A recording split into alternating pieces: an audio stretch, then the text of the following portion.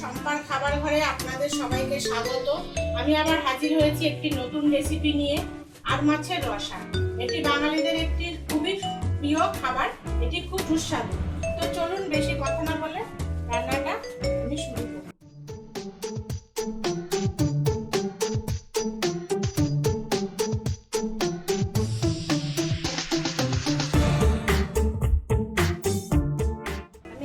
মাছ নিয়েছি 500 গ্রাম, কুচনো পেঁয়াজ নিয়েছি, আলু নিয়েছি, টমেটো নিয়েছি, রসুন নিয়েছি আর গোটা পেঁয়াজ নিয়েছি।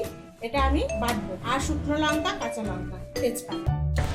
আমার কড়াটা গরম হয়ে গেছে, আমি একটুখানি রাঁধুনি দিয়ে আমি আর মাছটা ভাজবো।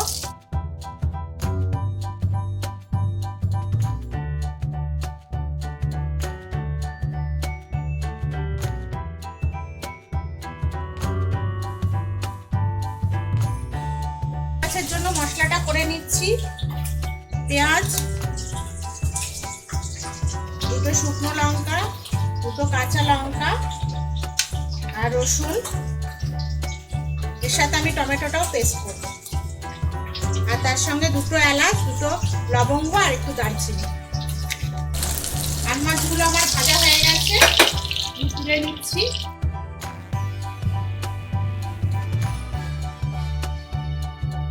আলুগুলো এবার ভেজে নেব।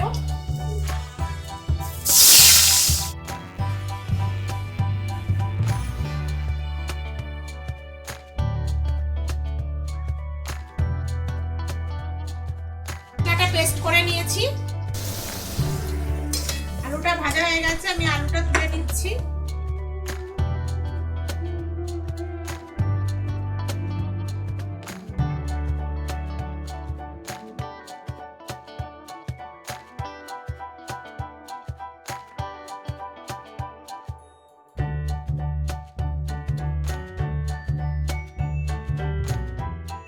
পেঁয়াজটা আমার একটু ফ্রাই হয়ে গেছে, আমি এবার পেস্ট করা মশলাটা দিয়ে দিচ্ছি।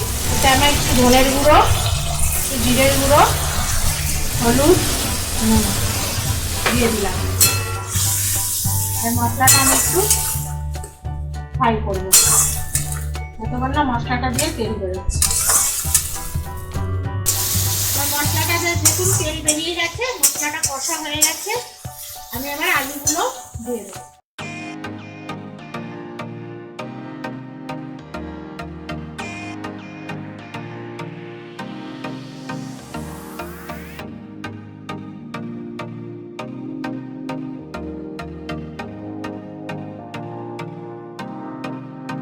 জল দিয়ে দেবো।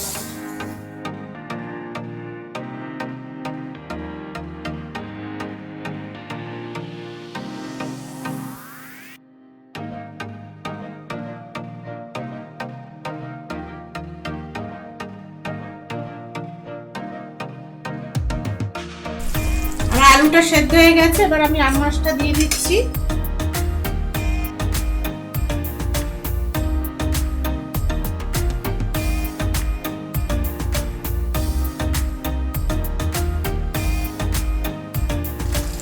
মাছটা হয়ে গেছে, আমি এবার ধনে পাতা ছিটিয়ে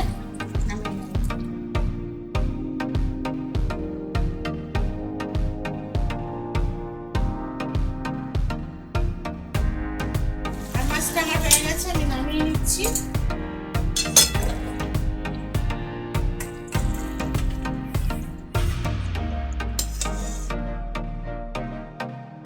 আর মাছের রসাটা হয়ে গেছে। আপনারা এইভাবে বানিয়ে খান, খুব ভালো লাগবে। দুপুরে গরম ভাতের সাথে জাস্ট জমে যাবে। আমার রান্নাটা যদি ভালো লাগে বন্ধুদের সাথে শেয়ার করে দেবেন, লাইক করবেন আর আমার চ্যানেলটাকে সাবস্ক্রাইব করে দেবেন। ততক্ষণে সবাই খুব ভালো থাকবেন। ধন্যবাদ।